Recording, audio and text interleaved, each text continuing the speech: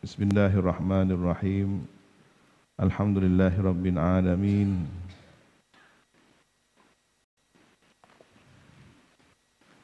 Wassalatu wassalamu ala asyrafil anbiya'i wal mursalin.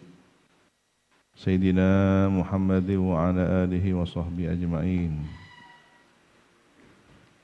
Qala rabbi shrah li sadri wa yassir li amri wahlul 'uqdatam min lisani yafqahu qawli.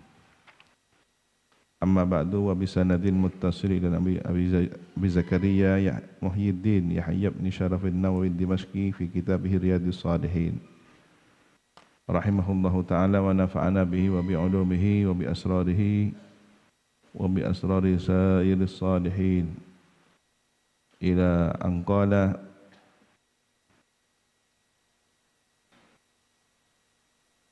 wa an Sa'd bin Abi Waqqas ahadil asharatil masyhud lahum bil jannah. Diriwayatkan dari Sa'ad bin Abi Waqqas, salah seorang 10 dari yang disaksikan bagi mereka dengan berita masuk surga. Orangnya masih hidup, sudah diberitahu bahwa kelak akan pasti masuk surga. Radhiyallahu anhum, semoga ridha Allah pada beliau semua. Sayyidina Sa'ad bin Abi Waqqas dan 10 orang. Sebenarnya banyak yang lainnya, tapi yang secara berurutan disebut dalam satu penyebutan fulan, fulan, fulan, fulan sehingga berjumlah 10. Ini diantaranya adalah Sayyidina Sa'ad bin Abi Waqqas.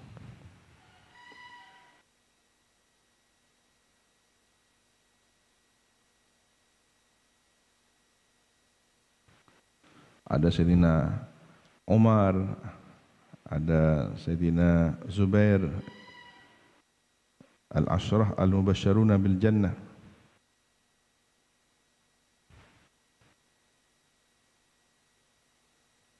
Sementara yang secara khusus, misalkan sandalnya Sayyidina Bilal didengar Nabi ada di surga, ini perorangan kan ya.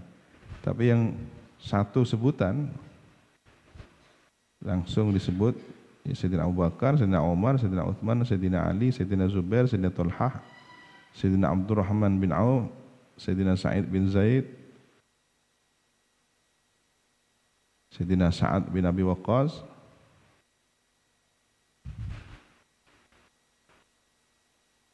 Sayyidina Abu Ubaidah Ibnu Jarrah.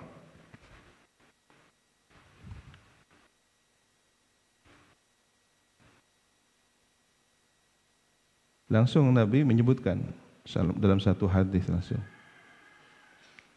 Abu Bakrin fil jannah, wa Umar fil jannah, wa Uthman fil jannah, wa Ali fil jannah, wa Talha fil jannah, wa Zubair fil jannah, wa Abdurrahman ibn Auf fil jannah, wa Sa'd ibn fil jannah, wa Sa'idun fil jannah, wa Abu Ubaidah ibn Jarrah fil jannah.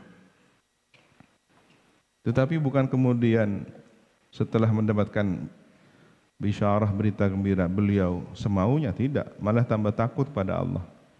Sayyidina Umar ketika menjadi khalifah seringkali bertanya-tanya kepada sahibus sirri Rasulullah, sosok yang banyak menyimpan ilmu rahasianya Rasulullah. Apa termasuk diantaranya?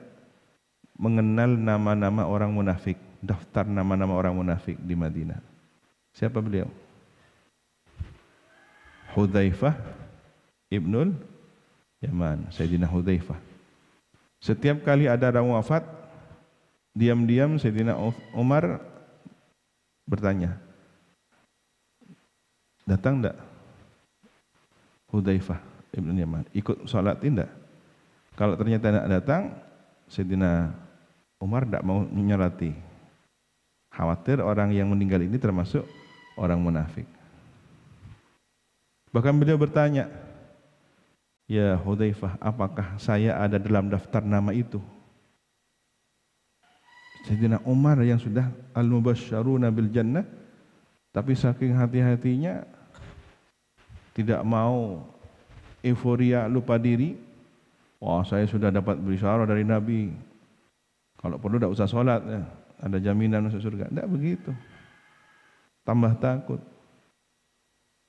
Secara umum para pejuang Badar ada jaminan surga, berapa orang, 300 lebih. Tapi yang 10 orang ini satu kali penyebutan.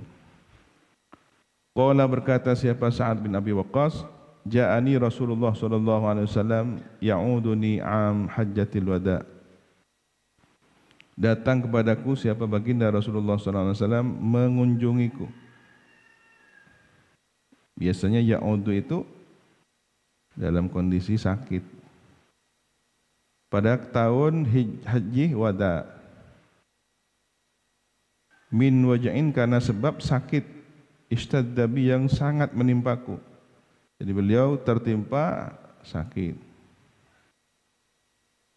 Sampai di sini saja ini sudah ada pelajaran ya. Bahkan ada 6 pelajaran. Sayyidina Rasulullah mengunjungi sahabat kinasihnya Sa'ad bin Abi Waqqas. Apa? Yang pertama, ziarahnya orang yang lebih sepuh, senior kepada junior yang secara maqam manzilah kedudukannya lebih di bawahnya Rasulullah, tapi mengunjungi sahabat. Jadi jangan kemudian sok-sokan, saya sudah kiai besar, ulama besar, lalu tidak mau mengunjungi orang yang di bawahnya.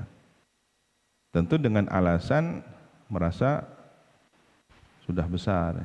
Sementara ada orang karena aktivitas yang tinggi, karena tugas-tugas yang begitu banyak, memang tidak sempat untuk banyak bersilaturahim, banyak berziarah.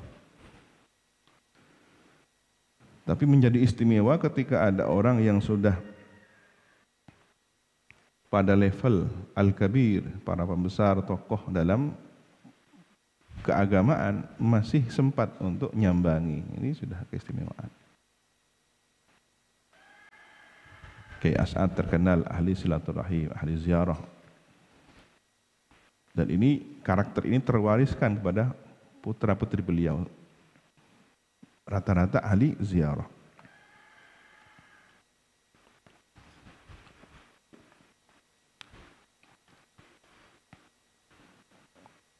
Dan ini adalah tawaduk. Orang yang tawaduk menunjukkan ketawaduan Rasulullah sallallahu alaihi wasallam mau iyadatul marid, mengunjungi orang yang sakit.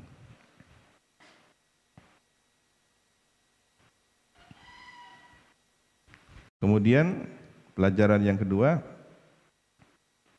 bolehnya memberikan informasi sakit. Biasanya kan sakit itu tidak boleh diceritakan.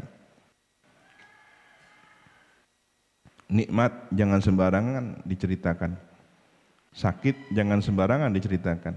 Kalau jatuh pada orang yang tidak benar, jadi tidak baik. Jatuh kepada orang yang dengki, wah tambah didoakan jelek deh. Oh, sakit si fulan itu, mudah-mudahan mati sebentar lagi, kan begitu malah. Tapi kalau kemudian ini untuk mendapatkan doa kebaikan, doa keberkahan, yang datang Rasulullah, wah ini kesempatan ya Rasulullah, saya sakit ya Rasulullah, didoakan Rasulullah. Kalau perlu salam, sampaikan salam saya sakit, mohon doa, begitu. Tapi kepada orang sembarang orang ya, pengumuman saya sakit, wah ini bisa celaka ini.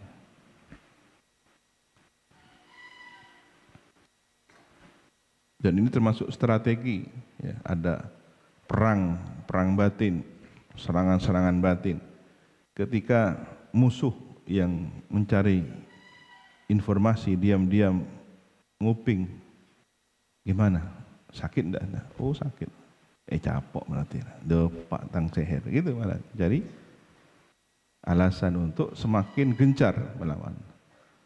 Ketika yang targetnya dianggap sudah kena sasaran, tambah diserang lagi.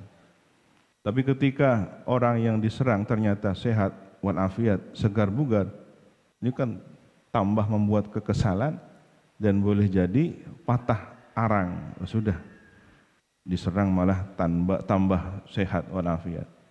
Ini dukunnya kurang mujarab berarti ini. hanya menghabiskan uang banyak tapi tidak ada hasilnya. Sudah berhenti saja. Ngabi PC. Ya. Ini strategi. Maka sakit jangan diperlihatkan. Jadi ketika ada orang yang saleh, ada orang yang levelnya tinggi derajat keimanannya, diharapkan doa keberkahan, sampaikan. Curahkan hatinya. Saya sakit, mohon doanya agar bisa pulih. Masih banyak yang bisa saya khidmahkan.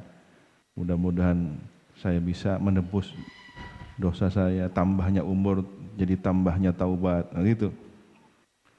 Fakultu, maka berkata siapa Sa'ad bin Abi Waqqas, ya Rasulullah, wahai baginda Rasulullah, ini sesungguhnya saya qad balagha bi, telah sampai menimpa saya itu minal waja', rasa sakit, ma tara, apa yang telah engkau lihat, dan kula songkan, dan kula sakit ya Rasulullah, akati ajunan pun walati tibi kak dinto. Wa ana dzu malin, saya memiliki harta, saya diberi harta yang melimpah. Wala yarithuni illa ibnatun li, tidak ada pewaris bagi saya kecuali seorang putri saja, anak tunggal.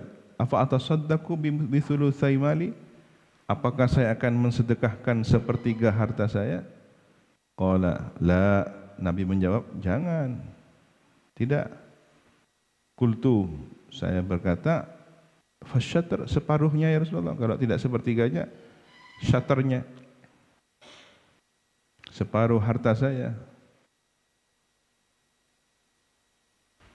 Ya Rasulullah, wahai Rasulullah. Faqala la, Nabi menjawab jangan, tidak, jangan separuh. Qultu fathulutsu ya Rasulullah, tadi sulusai, berarti sulusai itu berapa? 2/3. Nah ini yang sepertiga ini, fathulutsu, sepertiga ya Rasulullah. Qala as-sulusu was-sulusu, ya sepertiga dan sepertiga. Katsir was-sulusu katsir, sepertiga itu sudah banyak. Boleh, tapi sepertiga itu sudah banyak. Au kabir, atau besar itu nominalnya. Inna kasunya engkau antadzara warathataka aghniya, meninggalkan pewarismu dalam kondisi kaya, berkecukupan, khairun, lebih baik daripada min antatarahum adatan, daripada meninggalkan mereka miskin papa, tidak punya apapun, semuanya disedekahkan anaknya, ngenes. Ini lebih baik meninggalkan harta untuk anak-anaknya berkecukupan, dengan harapan anaknya saleh salihah bisa mengelola harta yang baik itu menjadi amal baik.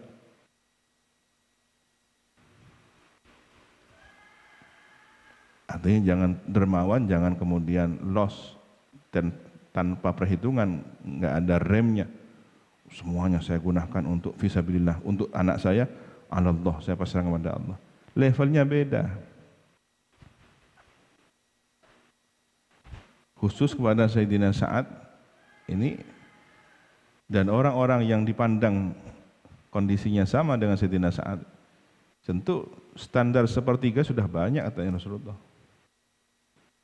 Tapi bagaimana dengan Sayyidina Abu Bakar As-Siddiq yang totalitas, seluruh hartanya, jiwa raganya dipertaruhkan untuk Rasulullah. Ini makom siddiqin. Tidak mudah orang meraih makom ini, dan Rasulullah membiarkan. Ketika Sayyidina Abu Bakar hijrah, tidak ada satupun yang ditinggalkan untuk keluarganya. Bagaimana untuk menghibur keluarganya? Beliau naruh batu di dalam karung kantong yang biasa buat harta.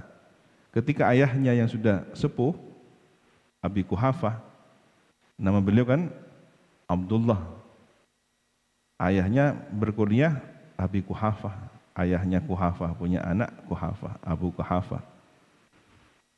Nah, yang sudah ayah beliau yang sudah sepuh itu tidak melihat dengan jelas. Ketika ditanya, wahai Abu Bakar, apa yang kau tinggalkan untuk keluargamu? Pergi hijrah ke Madinah bersama Rasulullah. Ditunjukkan, ini ada ini. Dipegang, oh ya, tenang. Warna ini batu. Dianggap, wah ini ada harta berarti. Saking percaya penuhnya, pasrah penuhnya, Sayyidina Abu Bakar. Sudah jaminannya adalah Allah. Saya pasrah untuk berjuang bersama Rasulullah. Itu hanya level Sayyidina Abu Bakar ya. Yang lain tidak banyak yang mampu meraih semacam itu. Kecuali dia tidak punya pewaris, dia sendiri. Mungkin istri meninggal duluan, dia sudah hidup lanjut usia, tidak ada anak. Apa yang bisa diwariskan? Sudah, serahkan saja kepada umat, kepada lembaga pendidikan, kepada pondok pesantren, kepada fuqara, masakin.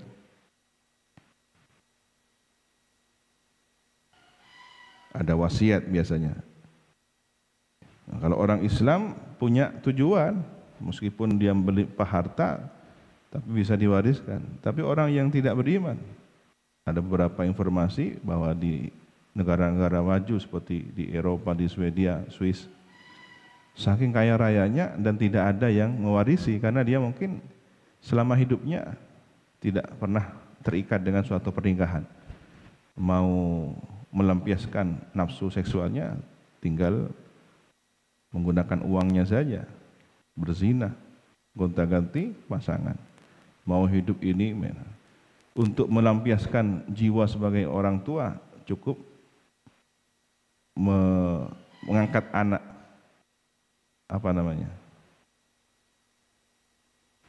adopsi, sudah punya anak. Jadi merasa bahwa uang segala-galanya. Bahkan ada yang sudah kehilangan akal sehatnya, dia menuliskan wasiat, sepeninggal saya nanti, maka harta saya untuk anjing kesayangan saya.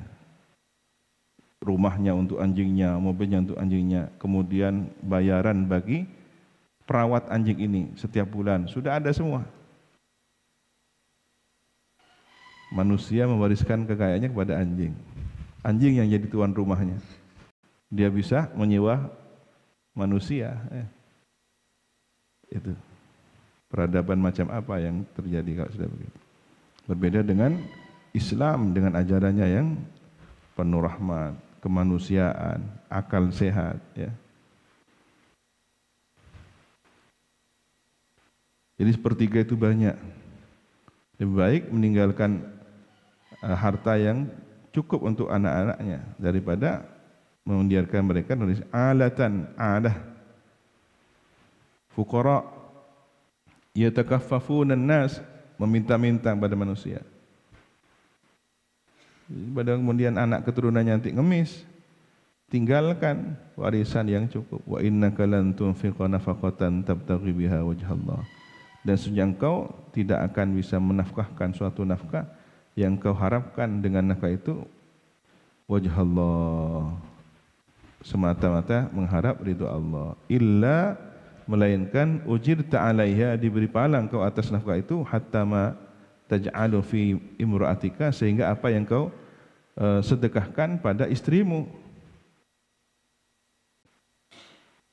Memberikan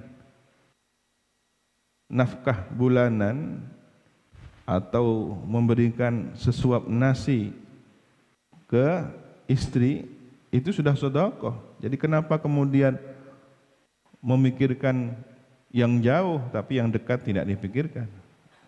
Jangan los begitu, dermawan tapi tidak beraturan. Masih ada istri, ada anak, ada kerabat terdekat. Ini dahulukan, ya. Al-aqrab fal-aqrab. Qala, berkata siapa? Sa'ad bin Abi Waqqas. Fakultu, saya kemudian berkata, ya Rasulullah, wahai Rasulullah, ukhallafu ba'da ashabi. Apakah aku ini akan tetap tinggal, ya, setelah sahabat-sahabatku ini? Saya apakah tetap tinggal di Mekah, ya Rasulullah, setelah sahabat-sahabat saya ini sudah pada pindah semua? Kenapa beliau ingin wafat di Mekah? Beliau ingin wafat di Mekah. Qala, bersabda Rasulullah, innaka lan tukhallaf, engkau tidak akan pernah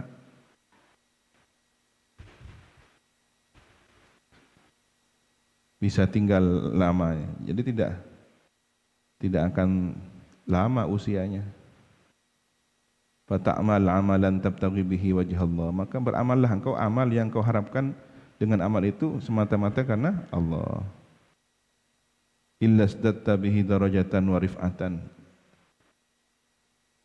Melainkan engkau nanti akan bertambah dengan amal itu derajat yang tinggi, wa rif'atan, dan ketinggian derajat. Wa la'allaka, dan semoga engkau antukhallafa, dipanjangkan umurmu, hatta yantafa'a bika aqwamun, sehingga mengambil manfaat terhadapmu banyak umat, banyak kaum yang lain.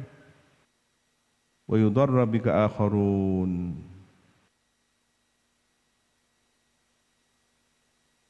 dan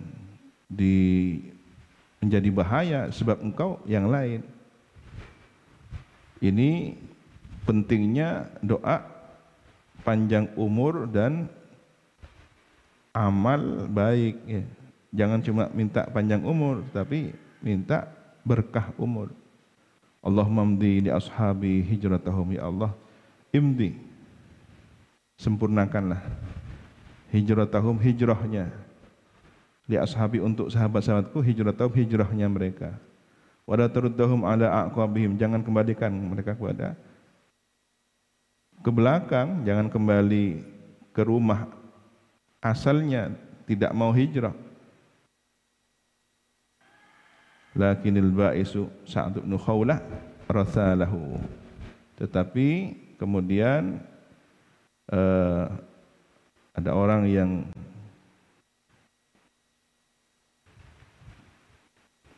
ini bukan hadis ini, ya, lakin al-ba'is Sa'd bin Khawlah, ini riwayatnya perawi, bukan kalamnya Nabi.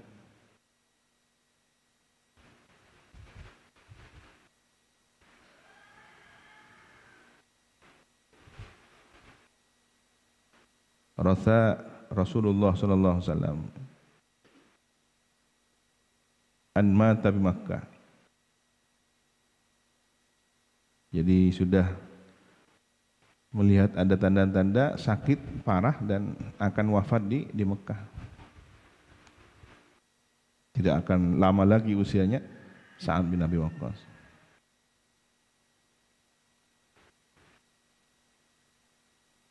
Muttafaqun alaih, hadis ini adalah hadis muttafaq alaih. Berarti diriwayatkan oleh Imam Bukhari dan Muslim.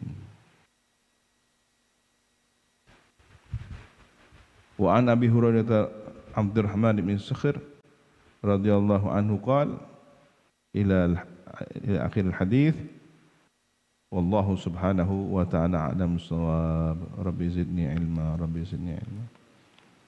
Subhanakallahumma wa bihamdika asyhadu an la ilaha illa anta astaghfiruka wa atubu ilaik. Wa sallallahu ala sayyidina Muhammadin wa ala alihi wa sahbihi wasallam. Alhamdulillah.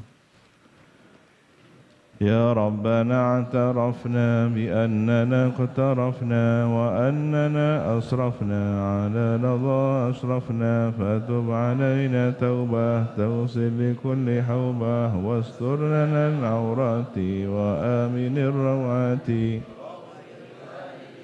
ربي ومولودينا والآل والإخوان وسائر الخلان وكل ذي محبة أو جيرة أو صهبة والمسلمين أجمع آمين ربي يسمع